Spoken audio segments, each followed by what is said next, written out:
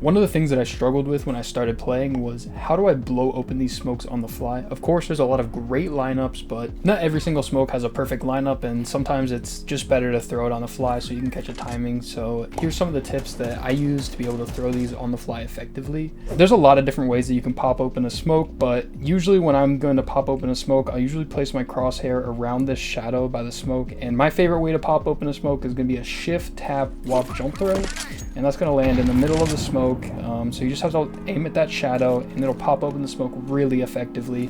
So the only thing with that is the enemy will hear you grunt when you're throwing the jump throw, but they won't hear any grenade bouncing sound. So a lot of lineups and stuff will have a bouncing sound which enemies can hear and see that you're going to blow open the smoke. So as long as they aren't paying attention to the grunt sound, they probably won't know that you're going to pop open the smoke. So if you want to pop open a smoke from longer ranges where you aren't able to do that shift, jump, walk throw, usually I just aim a little bit higher up on the smoke around here, and without moving you can do a left click throw and that'll pop it open pretty effectively. While running, you're going to run at the smoke, aim a little bit higher on that same shadow, but do a left right click throw and that'll generally pop open the smoke in a very effective way. If you're really close to a smoke, I would aim at the bottom of the smoke and do a left right click throw, try to avoid taking damage.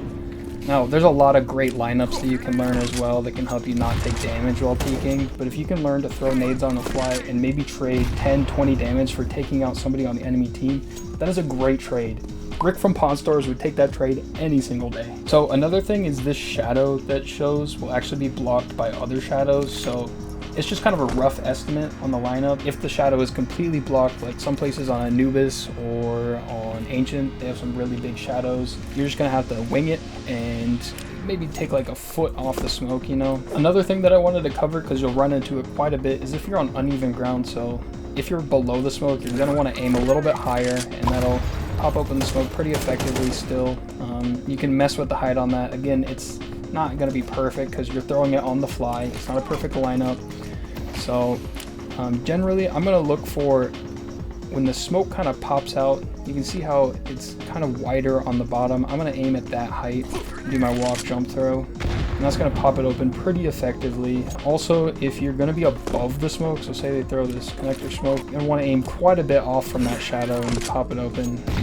It'll pop it open pretty effectively. So again, just with anything in Counter-Strike, it takes a lot of practice and you'll get the hang of it pretty easily. It was one of the things that I decided as soon as I started playing this game, I needed to learn how to do this effectively because you're going to use it every single game.